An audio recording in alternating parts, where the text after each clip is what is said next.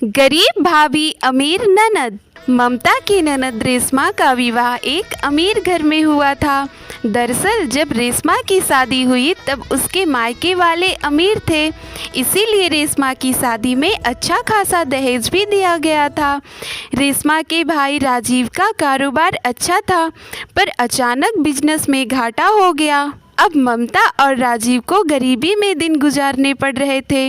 ममता की एक बेटी भी है जो 10 साल की है। एक दिन मम्मी, बुआ के घर चलो ना, मुझे पायल के साथ खेलना है। उसके पास बहुत सारे खिलौने हैं, मेरे पास तो एक भी नया खिलौना नहीं है। अच्छा ठीक है, चलते हैं, लेकिन जल्दी आ जाएंगे पापा के आने से पहले। ममता अक्सर काजल को अपनी ननद रेशमा के घर ले जाती थी।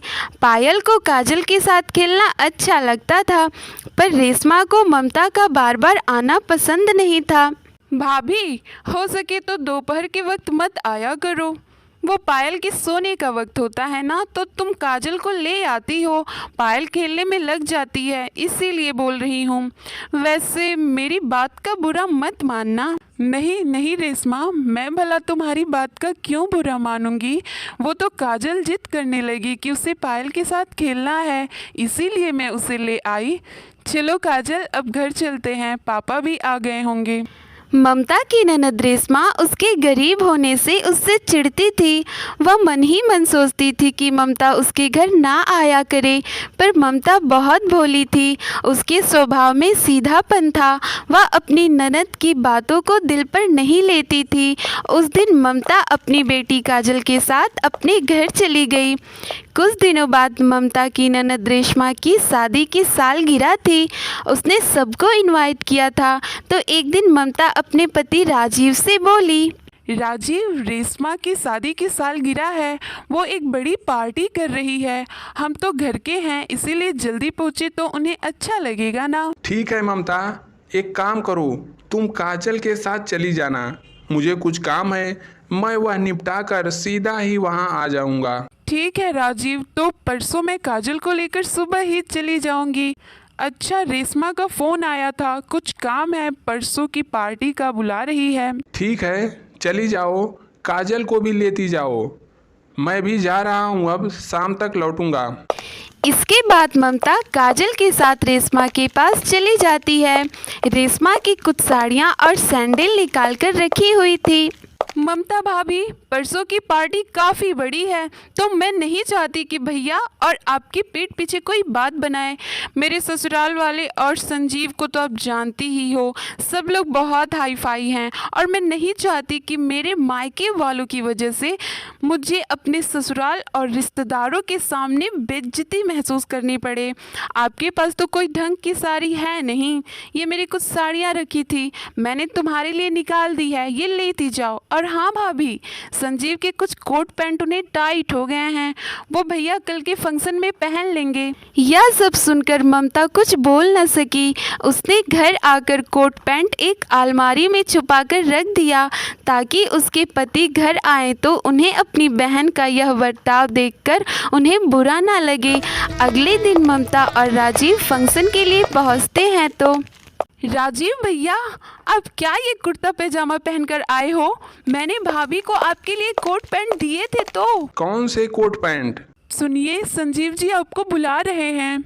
ममता बात को बीच में काट देती है और रेशमा मेहमानों में बिजी हो जाती है। कुछ देर बाद रेशमा ममता के पास आती है। ममता भाभी, काजल का जरा ध्यान रखना, बार बार गुलाब जामुन और आइसक्रीम की प्लेटें ले चुकी है, मैं इसे बहुत देर से देख रही हूँ। मेरे ससुराल वाले क्या सोचेंगे कि इसके मायके वाले कितने भुक्कड़ हैं। इस होटल में प्लेट का हिसाब है, एक प्लेट उठाने के 1500 लगेंगे। तभी भी काजल बार बार प्लेट उठाती रही और अब चुपचाप देखती रही।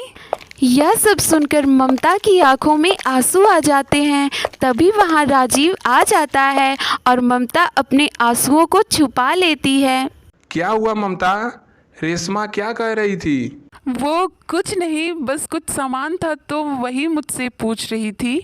ममता बात को छुपा लेती है। उधर रेशमा अपनी भाभी ममता को नीचा दिखाने में कोई कसर नहीं छोड़ रही है। एक औरत रेशमा से पूछती है, अरे रेशमा, ये तो तुम्हारी भाभी ममता है ना। और कैसा चल रहा है तुम्हारे भैया का काम? क्या बताऊं मिसेस शर्मा, जब से भाभी के कदम हमारे घर में पड़े हैं मेरे तो मायके में मानो अकाल पड़ गया है। मम्मी पापा इस दुनिया में नहीं रहे और बेचारे भैया का कारोबार जैसे डूब ही गया है। ये तो पहले ही गरीब खानदान से आई हुई थी, मैं ही हूँ जो इनकी मदद करती रहती हूँ। क्या करूँ, अमीर हूँ ना बहन। अपने भाई का दुख नहीं देखा जाता। आज फंक्शन में पहनने के लिए कपड़े भी मैंने ही दिए हैं। तभी संजीव रेशमा को केक काटने के लिए बुला लेता है। फंक्शन खत्म होने के बाद ममता, राजीव और काजल घर आ जाते हैं। पर उस दिन ममता ने सोच लिया था कि अब वह अपनी ननद रेशमा के घर कम जाएगी। काजल कई बार जाने के लिए जिद करती थी, पर ममता उसे बहाना बनाने लगी। इसी तरह चलता रहा। एक दिन राजीव घर आया और ममता से बोला, ममता, संजीव जी मिले थे। रेशमा के पैरों में फ्रैक्चर हो गया है, वह सीढ़ियों से गिर गई थी। क्या रेशमा सीढ़ियों से गिर गई? कैसे और कब? पूरी बात संजीव जी नहीं बता सके, वे जल्दी में थे। तुम तैयार हो जाओ, हम हॉस्पिटल चलते हैं। इसके बाद ममता राजीव के साथ हॉस्पिटल पहुंचती है। ये सब कैसे हुआ रेशमा? सीढ़ियों पर चढ़ते समय मुझे अचानक से चक्कर आ गए और मैं गिर गई। चिंता मत करो रेशमा, सब ठीक हो जाएगा। पर भाभी, मैं चल नहीं सकती। और कल पायल का एग्ज़ाम है, घर कौन देखेगा? मुझे तो डॉक्टर ने कुछ दिन तक एडमिट रहने के लिए बोला है। रेशमा, तुम चिंता क्यों करती हो? मैं और तेरी भाभी है ना, हम सब संभाल लेंगे। तू बस अपना ध्यान रख। अच्छा, अब मैं काजल को लेने स्कूल जा रहा हूँ, पायल को भी ले लूँगा। संजीव जी, आप यहीं रेशमा के पास रुको। इतना कहकर राजीव वहां से चला गया। इधर ममता बोली, रेशमा, तुम बिल्कुल चिंता मत करो, मैं हूँ ना।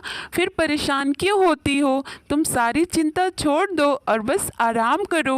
ममता रेशमा के ना होने पर घर का सारा काम संभाल लेती है और पायल को भी समय से स्कूल भेज देती है।